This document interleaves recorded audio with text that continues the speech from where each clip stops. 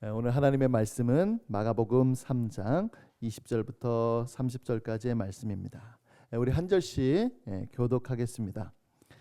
집에 들어가시니 무리가 다시 모임으로 식사할 겨를도 없는지라. 예수의 친족들이 듣고 그를 붙들러 나오니 이는 그가 미쳤다 하밀러라. 예루살렘에서 내려온 서기관들은 그가 바알세불이 집혔다 하며 또 귀신의 왕을 힘입어 귀신을 쫓아낸다 하니 예수께서 그들을 불러다가 비유로 말씀하시되 사탄이 어찌 사탄을 쫓아낼 수 있느냐. 또 만일 나라가 스스로 분쟁하면 그 나라가 설 수 없고 만일 집이 스스로 분쟁하면 그 집이 설 수 없고 만일 사탄이 자기를 거슬러 일어나 분쟁하면 설 수 없고 망하느니라. 사람이 먼저 강한 자를 결박하지 않고는 그 강한 자의 집에 들어가 세간을 강탈하지 못하리니 결박한 후에야 그 집을 강탈하리라. 내가 진실로 너희에게 이르노니 사람의 모든 죄와 모든 모독하는 일은 사하심을 얻되 누구든지 성령을 모독하는 자는 영원히 사하심을 얻지 못하고 영원한 죄가 되느니라 하시니. 함께 읽겠습니다. 이는 그들이 말하기를 더러운 귀신이 들렸다 하밀러라. 아멘. 여러분 그 교통사고 영상을 보면은 고의적으로 사고를 낸 차량이 있고 또 사람이 있죠. 보험금을 타기 위하여 합의금을 타기 위하여서 이제 의도적으로 사고를 낸 것입니다. 제가 이제 어떤 영상을 하나 봤거든요. 어떤 영상을 봤는데 와, 자기의 아내 그리고 1살 배기인 그 자녀까지 태우고 고의 사고를 이제 낸 거예요. 이제 알고 보니까 이제 그 뭐죠? 이제 도박빚이 많아가지고 그렇게 했는데 왜 그 자녀까지 태웠는가 봤더니 자녀를 태우면은 이제 자녀 합의금을 또 따로 탈 수 있더라고요. 보니까 그렇게 고의적으로 타기 위하여서 했는데 이제 이런 경우에는 처벌이 더 엄중하지요. 교통사고뿐만 아니라 어떤 범죄를 다룰 때도 마찬가지입니다. 그러니까 우발적으로 했느냐 아니면 고의적으로 했느냐에 따라서 형량이 달라집니다. 그만큼 의도적이고 계획적인 범죄는 죄질이 다르기 때문이죠. 오늘 본문을 이해하는 중요한 열쇠가 바로 이 고의성입니다. 이 서기관들이 잘 몰라서 지금 한 행동이 아니라는 거예요. 아닌 것이 분명했어요. 분명했는데도 불구하고 의도적으로 지금 서기관들이 성령님을 모독하고 있습니다. 그러면 도대체 무슨 일이 일어났던 것일까요? 우리가 성경을 한번 자세히 살펴보겠습니다. 예수님께서 세우신 이 제자들은 예수님을 지지하는 사람들이었습니다. 물론 예수님께서 전하시는 하나님 나라의 복음이 정확히 무슨 뜻인지는 제자들이 잘 몰랐어요. 그래도 적어도 예수님의 편에 섰던 사람들이 바로 제자들입니다. 그런데 오늘 이제 본문 말씀을 보니까 이제 두 부류가 나오는데요. 그 두 부류는 예수님의 편에 섰던 제자들과 달리 예수님의 그 반대편에 지금 서 있습니다. 두 부류인데요. 하나는 예수님의 친족들이고 또 다른 하나는 예루살렘 출신 서기관들입니다. 특별히 오늘 말씀은 이 서기관들의 만행에 대하여서 주목하고 있습니다. 자, 그러면 그들은 어떻게 예수님을 대적했을까요? 자, 우리 22절을 보죠. 22절에 보니까 예루살렘에서 내려온 서기관들은 그가 예수님이 바알세불이 집혔다 하며 또 귀신의 왕을 힘입어 귀신을 쫓아낸다 하니라고 되어 있습니다. 지금 서기관들이 어디서 왔냐면은 바로 예루살렘에서부터 왔다라고 되어 있어요. 여러분 서기관들은요 이제 이스라엘 나라 땅에 어디든지 다 있습니다. 어디든지 다 있어요. 지금 예수님께서 사역하고 있는 이 갈릴리 지역에도 서기관들이 많습니다. 그런데 지금 어디서부터 왔다고요? 그 남쪽에 있는 이제 그 예루살렘에서부터 온 거죠. 오늘날로 얘기하면 중앙에서 지방으로 이제 파견을 보낸 것입니다. 이제 물론 이 서기관들이 온 이유는 무엇이냐면 예수님이 누구신지 궁금해서 온 게 아니었어요. 예수님이 하신 큰 일을 나도 직접 보고 싶다 없다라고 하는 의미로 온 것도 아니었습니다. 그들은 이미 자신들과 예수님이 함께 할 수 없다라고 하는 것을 이미 결론을 내렸어요. 왜냐하면 자신들의 정체성이죠. 그러니까 이제 유대교, 그 유대교의 정체성을 예수님이 건드렸기 때문에 그렇습니다. 특히 금식, 안식일 이에 대해서 이제 유대교 전통이 강력하잖아요. 이제 이거에 대해서 예수님께서 전면으로 지금 이제 부딪히니까 이제 최종적으로 결론을 내는 거죠. 당신과 우리는 함께할 수 없다라고 말이죠. 그러므로 이제 서기관들이 예루살렘으로부터 온 이유는 무엇이냐면 예수님을 믿지 않을 뿐만 아니라 그분을 비난하고 그분을 제거하기 위하여서 지금 온 것입니다. 그리고 그들이 내세운 명분이 무엇이냐? 바로 그가 바알세불이 집혔다는 겁니다. 여러분 그 요즘 많이 쓰는데 그 빙의라고 하는 말을 많이 쓰죠. 그러니까 이제 뭐냐면은 이 빙의 됐다라고 하는 말, 그러니까 바알세불이 집혔다 그랬을 때 집혔다고 하는 것은 이제 빙의 됐다라고 하는 의미입니다. 그러면 바알세불은 도대체 어떤 존재일까요? 사실 이 바알세불의 이름과 기원은 사실 정확하게 모릅니다.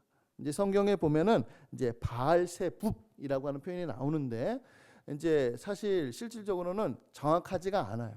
그 뜻은 이제 어디서부터 유래됐는지 몰라요.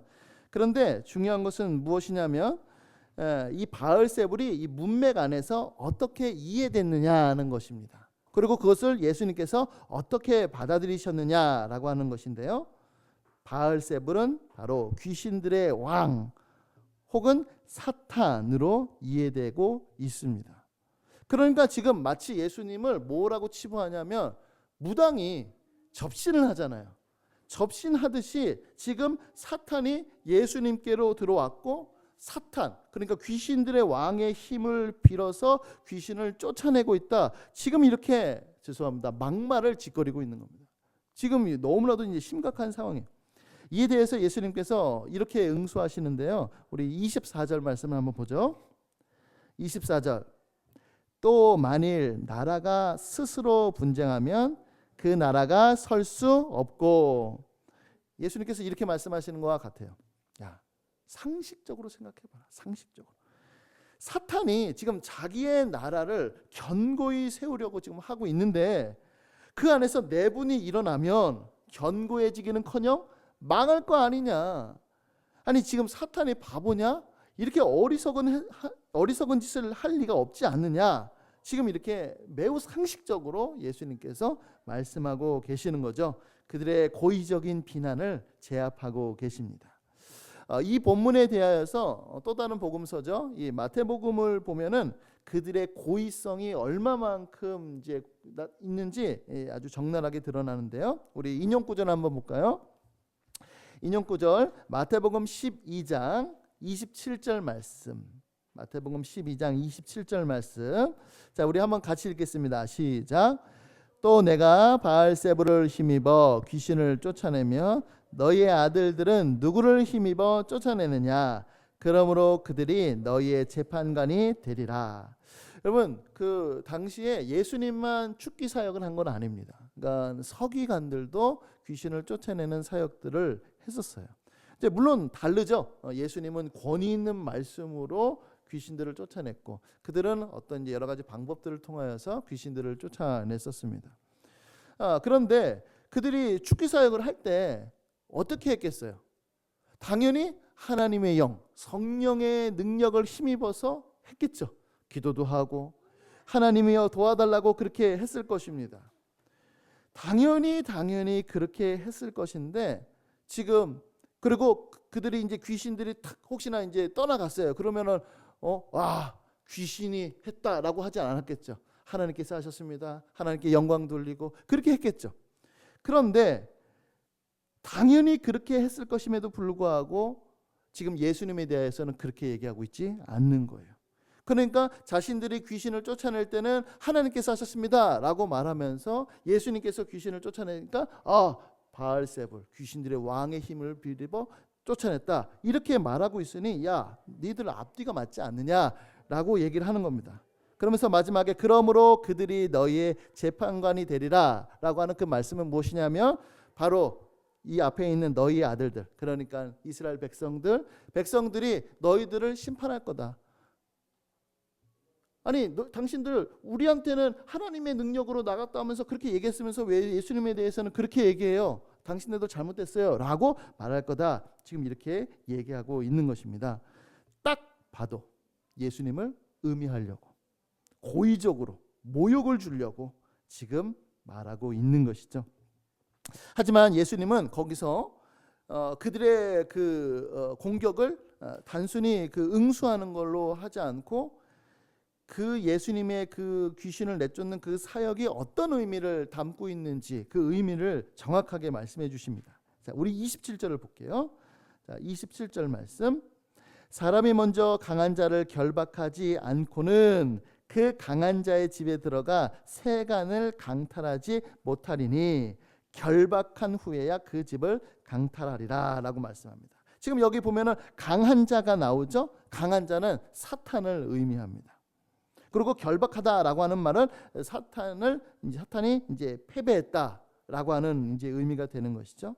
그런데 이 강한 자를 패퇴시킨 그 사람은 누구냐면 예수님이십니다. 근데 이제 흥미로운 건 뭐냐면요, 강한 자를 결박한 이후에 그 사람이 한 행동이에요. 우리 다시 한번 27절 보죠. 어떻게 하죠? 결박한 후에야 그 집을 강탈한다 이렇게 말씀합니다. 여기서 지금 강탈한다라고 하는 이 의미는 무엇이냐면요, 마치 이 전쟁 중에 붙잡힌 이 포로민들 있죠. 그 포로민들을 풀어주는 것처럼 이 자기 백성들, 사탄에게 붙들린 자기 백성들을 해방시켜 준다라고 하는 의미가 여기에 담겨져 있습니다. 자, 우리 누가복음 13장 11절 말씀을 한번 보죠. 누가복음 13장 11절 이하에 이렇게 잘 나와 있는데요. 제가 11절과 16절만 이제 인용을 했습니다. 18해 동안이나 귀신 들려 앓으며 꼬부라져 조금도 펴지 못하는 한 여자가 있더라. 마지막에 그러면 예수님께서 이렇게 말씀하시는 거예요. 18해 동안 사탄에게 매인 바, 포로가 된 거죠. 이 아브라함의 딸을 안식일에 이 매임에서 푸는 것이 합당하지 아니하냐라고 이렇게 되어 있는 것입니다. 여러분, 귀신 들렸다라고 하는 것은 사탄의 포로가 된 거예요. 사탄에게 매인 바가 된 것입니다. 온갖 고초를 다 겪는 것이죠. 그러나 예수님께서 오셔서 강한 자를 결박하시고 그 집에 있는 세간을 강탈한다. 그 얘기는 뭐냐면 포로민들을 구출시켜 주신다. 지금 이런 의미를 말씀해 주고 계십니다. 그래서 이사야 선지자는요, 예수님에 대하여서 이렇게 묘사했는데요. 우리 이사야서 61장 1절 말씀. 이사야서 61장 1절 말씀 우리 한번 다 같이 읽어볼까요? 시작. 주 여호와의 영이 내게 내리셨으니 이는 여호와께서 내게 기름을 부으사 가난한 자에게 아름다운 소식을 전하게 하려 하심이라. 나를 보내사 마음이 상한 자를 고치며 포로된 자에게 자유를, 갇힌 자에게 노임을 선포하며. 아멘. 그렇습니다. 바로 사탄과 죄에 묶인 우리들을 구출시켜 주시는 것이 바로 예수님께서 하시는 사역이죠. 여러분, 아름다운 소식이 무엇입니까? 사탄에서부터, 그 사탄의 포로에서부터 구출되는 거죠. 죄의 노예 생활에서부터 자유케 되는 것입니다. 이것이 바로 복음, 복된 소식이고 이것이 바로 구원이며 이를 위하여 예수님께서 오셨습니다. 여러분, 지금은 사탄이 공중 권세를 잡고 있습니다. 그래서 이 세상을 이 사탄이 자기의 나라, 사탄의 나라가 이렇게 통치하고 있는 것처럼 보여요. 그러나 그때 예수님께서 오심으로 인하여서 예수님이 왕으로 통치하시는 하나님의 나라가 도래했습니다. 그래서 마치 이제 그 독일의 신학자들이 흥미롭게 표현했는데, 이제 세계 2차 세계대전, 2차 세계대전 때 이제 독일군이 완전히 이제 유럽을 다 장악했잖아요. 그 장악했을 때 마지막에 이제 결정적인 게 있었는데 바로 그 상륙 작전이 있었어요. 우리로 따지자면은 이제 인천 상륙 작전처럼 그 노르망디 상륙 작전을 탁 펼치면서 그때 마치 이 허리가 끊어진 것처럼 그때 이후로 이제 독일군들이 철수하면서 이제 연합군이 이제 승리를 거뒀습니다. 마치 이런 거와 같아요. 그러니까 예수님께서 초림 때 오셨을 때는 그 사탄의 그 허리를 딱 이렇게 친 것처럼 그렇게 되고 그 이후에 이제 맥을 못 치면서 후퇴하는 것처럼 그렇게 됩니다. 그래서 예수님께서 오신 그 날을 V-Day라고 얘기해요. V-Day, 그러니까 빅토리 데이죠. 근데 예수님께서 마지막에 이제 그 재림하실 그 날을 그 VE-Day라고 얘기합니다. End of Victory, 승리의 끝날이죠. 그러니까 예수님께서 초림 때와 재림 때 그때 사탄의 나라가 강력하게 온 세상을 차지하고 있었고 통치하고 있었는데 그때서부터 지금 점점 이제 사탄의 나라가 이제 멸망하고 있는 그것을 지금 이렇게 얘기하는 것입니다. 지금 예수님께서 오심으로 인하여서 사탄은 예수님을 공격했죠. 그런데 예수님께서 광야에서 그의 시험을 이기셨습니다. 그리고 귀신들을 쫓아냄으로 인하여서 사탄의 나라를 지금 정복해 나가고 계십니다. 이것이 바로 귀신을 쫓아내는 것의 진정한 의미이고 특별히 마가복음은 이 점을 굉장히 많이 강조하고 있습니다. 자, 그런데 서기관들의 주장이 무엇이었죠? 서기관들의 주장이 무엇이냐면 예수님의 사역이 사탄을 멸하는 것이 아니라 오히려 사탄을 지지한다는 겁니다. 게다가 예수님이 성령의 능력으로 귀신들을 제압하는 것이 아니라 거룩한 영을 더러운 영으로 지금 치부해 버리고 있는 거예요. 그러니 이 죄가 어찌 가볍다라고 할 수 있겠습니까? 그러면 그들의 죄가 얼마나 무서울까요? 28절 29절에 아주 잘 말씀해 주고 계신데요. 우리 한번 같이 읽어볼까요? 자, 시작. 내가 진실로 너희에게 이르노니 사람의 모든 죄와 모든 모독하는 일은 사하심을 얻되 누구든지 성령을 모독하는 자는 영원히 사하심을 얻지 못하고 영원한 죄가 되느니라 하시니 아멘. 여러분, 다른 죄는 모두 다 용서받을 수 있답니다. 그런데 성령 모독죄, 개역 한글판에서는 성령 회방죄, 이것은 결코 용서받지 못한다라고 말씀하셨어요. 자, 그러면 성령 모독죄라고 하는 것은 무엇일까요? 먼저 성령 모독죄가 아닌 것에 대하여서 말씀드리겠습니다. 크게 세 가지로 구분할 수가 있는데요. 첫 번째로는 일반적으로 사람들이 이제 사람들에게 죄를 범하죠. 사람들에게 죄를 범하거나 혹은 모독하는 것, 이런 거는 성령 모독죄가 아닙니다. 알면서 지을 수도 있어요. 양심의 가책을 느끼면서도 범죄할 수 있습니다. 물론 그런 죄가 가볍다고 하는 것은 아니에요. 굉장히 심각한 범죄임에도 불구하고 그러한 죄는 회개할 가능성이 있습니다. 따라서 용서받을 수 있는 것이죠. 두 번째는 무엇이냐면 세상적인 판단에 의해서도, 그러니까 믿지 않는 사람들이 같이 살고 있는 세상적인 판단에 의하여서 악한 죄라 할지라도 그거는 이제 성령 모독죄가 아니에요. 그러니까 신앙인들도 큰 죄에 가담할 수 있고 또 연루될 수가 있죠. 예를 들어서 횡령죄, 간음죄, 살인죄, 이런 죄들을 범할 수 있습니다. 대표적인 예가 다윗 왕이죠. 그가 얼마나 주님 앞에 신실했고 그 다음에 하나님 앞에 기름 부음을 받았습니다. 그럼에도 불구하고 그는 믿는 사람이든 믿지 않는 사람이든 누구든지 그렇게 지탄받을 수 있는 간음죄 또 살인죄를 저질렀어요. 하지만 그러한 죄 역시도 용서받지 못할 죄는 아닙니다. 하나님께서 용서해 주세요. 마지막 세 번째, 예수님을 비방하는 죄 있죠? 예수님을 비방하는 죄도 성령 모독죄는 아닙니다. 마태복음 12장 32절 말씀을 한번 보죠. 또 누구든지 말로 인자를, 그러니까 예수님을 거역하면 사하심을 얻을 수 있다라고 말씀하세요. 대표적인 예가 누구죠? 사도 베드로죠. 그가 예수님을 부인할 때 어떻게 부인합니까? 저주하고 맹세합니다. 완전히 배교의 길을 걸었던 것이죠. 또 한 사람이 있었습니다. 누구였냐면 이제 예수님께서 십자가에서 달리실 때 이제 좌우편에 강도가 이제 달리잖아요. 그때 이제 많은 사람들이 예수님을 조롱하고 모욕합니다. 야, 너가 하나님의 아들이야? 그러면 너도 구원해야지. 야, 다른 사람은 구원하면서 너는 구원 못해?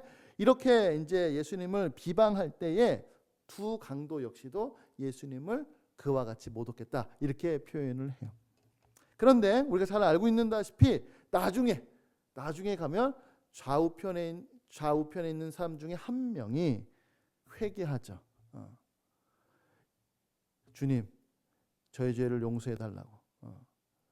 당신이 있는 곳에 나와 함께 해달라고. 이렇게 얘기하자 예수님께서 뭐라고 말씀하셨죠? 네. 내가 진실로 내게 이르노니 오늘 내가 나와 함께 낙원에 있으리라 말씀하셨습니다. 그러니까 예수님을 모독하는 것, 하나님을 모독하는 그것도 성령 모독죄는 아니다라고 하는 겁니다. 아무리 심각하지만 그것은 용서받을 수 있는 것이죠. 자, 그러면 용서받지 못할 성령 모독죄다라고 하는 것은 무엇일까요? 이거는 보통 죄다라고 하는 어떤 일반적인 죄다라고 하는 것을 아니고 어떤 특정한 죄를 얘기하는 겁니다. 특정한 죄. 예수님께서 자신을 계시하고 복음을 전하실 때 어떤 사람이 비난하고 반대하고 저항하는 것, 그것은 바로 성령 모독죄가 아닙니다. 사도 바울도 그렇게 했지요. 이것은 매우 특정한 죄인데요. 말씀드렸다시피 예수님의 사역에 나타난 그 성령의 능력을 고의적으로, 의도적으로, 악의적으로 왜곡하는 것, 이것이 바로 성령 모독죄입니다. 성령 모독죄는 성령의 사역이 명백함에도 불구하고 그 사역을 사탄의 사역으로 돌리는 죄, 바로 이것이 성령 모독죄이며 이 죄는 용서받을 수가 없는 것입니다. 자, 이제 궁금한 것은 무엇이냐면 누가 성령 모독죄를 지을 수 있는가라고 하는 사실이에요. 이것도 아닌 것에 대하여서 먼저 말씀드리겠습니다. 두 가지인데요. 첫 번째로는 복음을 아예 모르는 이방인 혹은 불신자들은 이것을 지을 가능성이 없습니다. 왜냐하면 그들은 하나님도 모르고 성령의 역사도 모르기 때문에 그렇습니다. 두 번째는 무엇이냐면 혹시 나도 성령 모독죄를 짓지는 않을까 두려워하고 걱정하는 사람들, 그와 같은 신자들은 범죄할 가능성이 없습니다. 왜냐하면 그들의 신앙 양심이 매우 지금 민감한 상태이기 때문에 그렇습니다. 자, 그러면 어떤 사람들이 성령 모독죄를 지을까요? 잘 들어보세요. 하나님에 대하여서 아는 사람, 복음에 대한 지식을 꽤 잘 아는 사람, 믿는 자처럼 보이는 사람, 하나님의 나라에 가까이 있는 사람들이 그러한 죄를 짓습니다. 당시 서기관들은요, 하나님을 모르는 사람이 아니었죠. 하나님을 잘 알았습니다. 그들에게는 율법이 있었고 예배가 있었고 심지어 성경에도 능통했습니다. 하나님의 능력을 체험했죠. 하나님을 경외한다고 고백했습니다. 그러나 그랬던 그 사람들이 성령 모독죄를 지었습니다. 오히려 잘 알아서, 잘 알기 때문에 의도적으로, 고의적으로, 악의적으로 범죄를 한 것입니다. 여러분, 그들의 예수님을 향한 그들의 악의가 점점 커졌어요. 맨 처음에 예수님께서 죄사함의 권세가 있다라고 말씀하실 때 그들은요, 속으로 예수님을 비방했습니다. 그러던 것이 그 다음에는 예수님께 직접 못하니까 제자들한테 가가지고 네 선생 이상하다 이렇게 얘기하고, 이제는 더 나아가서 예수님께 대해서 직접적으로 공격하고, 나중에 안식일날 손 마른 사람을 고치실 때 어떻게 했죠? 자기의 철천지 원수였던 헤롯 땅을 찾아가서 예수님을 죽일 음모를 꾸몄습니다. 그러니까 지금 서기관들은 점점 죄를 가중시키고 있어요. 그러니까 온 마음이 맨 처음에는 그 이제 예수님을 거부했던 그 마음이 점점 커지면서 그 마음이 돌과 같이 단단하게 굳어져 버린 것이죠. 이 자그마한 그 악의 불씨가 이제는 걷잡을 수 없을 만큼 큰 죄악의 불길이 되어 버렸습니다. 이것이 바로 예수님께서 말씀하시는 성령 모독죄가 된 것이죠. 여러분, 저는 이제 이 말씀을 이제 중심으로 하여서 이제 몇 가지 적용의 말씀을 드리도록 할 텐데요. 첫 번째는 무엇이냐면, 예수님의 이 엄중한 말씀을 우리는 이제 귀담아 들을 필요가 있습니다. 우리 28절 말씀 다시 한번 볼게요. 28절에 보니까 내가 진실로 너희에게 이르노니라고 말씀합니다. 여러분, 여기서 진실이라고 하는 말은 원어로 보면 아멘이죠. 아멘. 내가 아멘으로 말한다 이렇게 얘기하는 거예요. 그러니까 아멘이라는 뜻은 이제 진리다 혹은 사실이다라고 하는 그 뜻이 있는데요. 뿐만 아니라 어떤 뜻도 있냐면 이거는 중요한 사실이다, 엄숙한 진리다라고 하는 의미도 담고 있어요. 특별히 이 마가복음에서 이 단어가 지금 처음 등장했어요. 그만큼 이 성령 모독죄는요, 경각심을 가질 필요가 있는 것이죠. 그러니까 예수님께서 이렇게 말씀하고 있는 것 하고 똑같아요. 야, 내가 지금 진짜 진지하게 말한다. 내가 지금 엄숙하게 말한다. 지금 잘 들어야 된다. 지금 이렇게 말씀하고 있는 거예요. 여러분, 이제 그 작업장에 가 보면은 이제 위험한 일들이 많습니다. 그래서 이제 큰 사고들이 일어나는데요. 이제 우리 여러분들 이제 뉴스를 보면은 알다시피 이제 작업 중에 이제 안전사고죠. 이 안전사고를 당하는 경우들이 참 많이 볼 수 있어요. 그런 거 보면은 정말 이제 끔찍한데, 그래서 이제 그 미연에 방지하기 위해서 뭘 하냐면 경고합니다. 혹은 경고 문구를 쓰죠. 예, 여기로 가까이 가지 마십시오. 예, 추락 위험이 있습니다. 그렇게, 그리고 여러분 이제 그 뭐죠? 독약이나 절대로 마시는 마시면 안 되는 것에 보면은 거기에 문구 써 있죠. 경고 써 있단 말이야. 거기에 뭐가 그려져 있어요? 해골바 같이 쓰여져 있단 말이에요. 거기에 누가 하트를 그려넣어요. 그렇죠? 거기다 누가 그렇게 블링블링하게 하냔 말이에요. 안 그런단 말이죠. 그죠? 왜냐하면 이거 먹으면 큰일 나고 죽으니까 그런단 말이죠. 지금 예수님께서 지금 이렇게 말씀하시는 거예요. 지금 굉장히 지금 강조하고 있는 것입니다. 조심하십시오. 잘못했다간 큰일 납니다. 여러분, 우리 이제 자녀를 기를 때 이제 이쁘게 혹은 이제 사랑스럽게 자상하게만 말하지 못해요. 왜냐하면 만약에 그렇게 말했다가는 애가 장난으로 여기는 경우가 굉장히 많습니다. 자, 이거 하면 안 돼? 얘야, 이거 하면 안 돼. 이러면 애가 장난인 줄 알아요. 근데 표정을 막 무섭게 하면서 안 돼? 이렇게 하면은 애가 이거 안 되나 보다. 표정으로 아는 것이죠. 네, 마찬가지입니다. 지금 예수님께서도 그렇게 하고 계시는 거예요. 평상시에는 인자한 미소로 반기시고 따뜻하고 부드러운 음성으로 말씀하시고 죄인들과 함께 잔치에 참여하시는 그 예수님께서 지금은 죄악에 빠지지 않도록, 특별히 성령 모독죄를 짓지 않도록 하기 위하여서 지금 경고하고 계시는 거예요. 내가 진실로 너희에게 이르노니. 그러므로 우리는 이 말씀을 절대로 가벼이 여기지 않아야 됩니다. 그리고 이 말씀을 우리는 정말로 깊이 새길 필요가 있습니다. 자, 두 번째로는 나 자신을 잘 살펴보시길 바랍니다. 서기관들은 성경을 잘 안다고 자부했던 사람들이에요. 나도 혹시, 그런데 심지어 어떤 사람들이었죠? 백성들에게 성경을 가르치던 사람들이었어요. 모르는 게 아니었습니다. 그러나 그들의 눈이 지금 어두워졌어요. 그들의 마음이 돌처럼 굳어졌습니다. 명백한 선인데 명백한 악인 것처럼 지금 의도적으로 고집을 피웠습니다. 그러면 우리는 이제 이런 생각이 드는 거예요. 혹시 나도 성령 모독죄를 짓지는 않을까? 그러한 두려움, 의심, 그런 것이 드는데, 제가 앞서 말씀드린 대로 이 죄를 짓지 않을까라고 두려워하는 사람들, 그 신자들은 이 죄를 짓지 않습니다. 그럼에도 불구하고 우리는 서기관들처럼 혹시나 마음이 완악해지지 않도록 우리는 조심하고 또 조심할 필요가 있죠.